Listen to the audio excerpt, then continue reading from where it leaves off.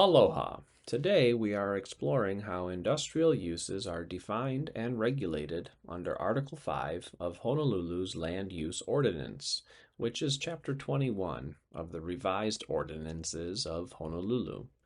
These districts play a vital role in supporting Oahu's economy, infrastructure, and daily operations, from warehousing and manufacturing to energy systems and recycling facilities.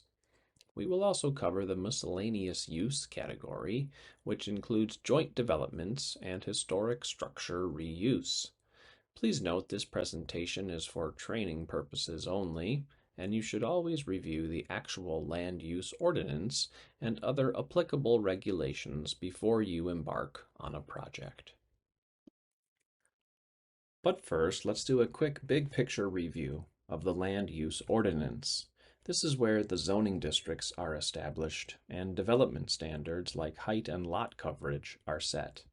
The master use table specifies which uses are allowed where. Articles 3, 4, and 5 specify the development standards for each use, and Article 10 houses definitions for each use.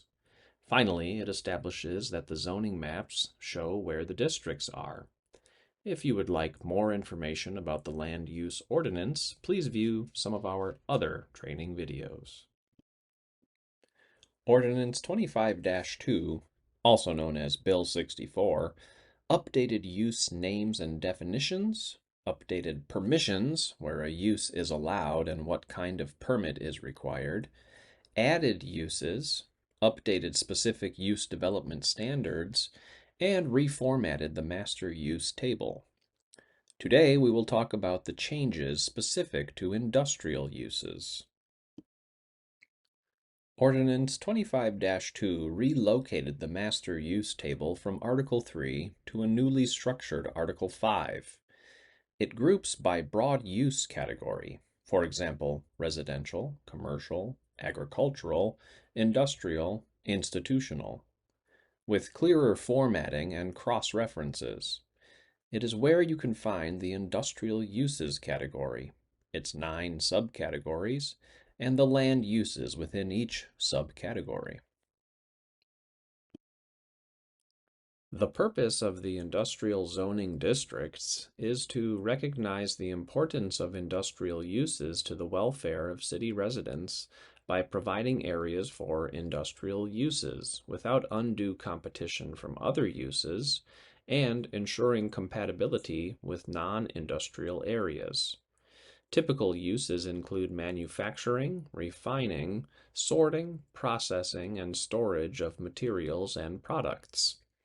Limited business activities that directly support the industrial uses or those employed by industries therein are also permitted in these zoning districts.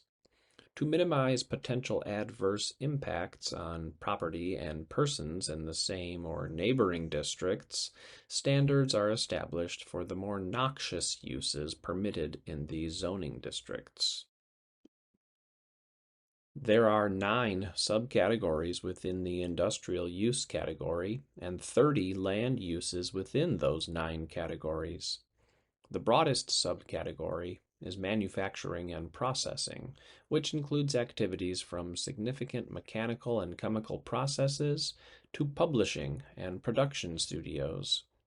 Most of these uses are permitted principal uses, but biofuel, chemical manufacturing, and petrochemical plants all require conditional use permits, and all 3 uses are required to be 1,500 feet from lots in the country, residential, apartment mixed use, or resort zoning districts. 5 more industrial subcategories include repair of everything from watches to vehicles, waste, including everything from scrap metal to trash disposal, storage and warehousing, which includes self-storage buildings, research and development, think laboratories, and resource extraction. Most of these are permitted principal uses, but salvage, scrap, or junk storage and processing, and waste disposal and processing both require conditional use permits and are required to be 1,500 feet from lots in the country, residential, apartment mixed use, or resort zoning districts. The final three categories are all related to transportation. Air transportation, like airports, heliports, and helistops. Ground transportation, like multimodal facilities and truck terminals. And recreational marine or other water-related activities, like commercial boating or the storage and transfer of marine or other water-related goods and services. And finally, base yards include outside storage, parking, cleaning, and incidental repair and maintenance of vehicles and associated equipment. Most of these uses are permitted principal uses, but airports require an approved plan review use, and conditional use permits are required for helistops and multimodal facilities, which can include private bus stations, car share or taxi services, and rail stations.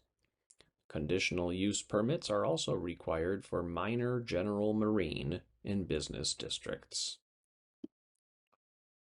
Now let's cover the miscellaneous use category. It includes just two uses. With an approved conditional use permit, any use is permitted in a structure listed on the Hawaii or National Register of Historic Places, as long as it does not result in the destruction or demolition of the structure. An example of this is the Doris Duke Shangri-La Mansion being used as a museum. The conditional use permit evaluates potential incompatibilities with the surrounding neighborhood. Joint development means the development of two or more adjacent subdivision lots under a single or unified project concept. It is similar to a consolidation and requires of the landowners of all lots to execute an agreement and record it with the Bureau of Conveyances or Land Court. This also requires a conditional use permit in all zoning districts. The joint development process does not approve the proposed land uses, though, so building permits and other approvals to established authorized uses may be necessary. And that sums up the industrial and miscellaneous use sections of Article 5 of the Land Use Ordinance. Mahalo nui loa for joining me today, and I hope you'll check out our other Land Use Ordinance training presentations.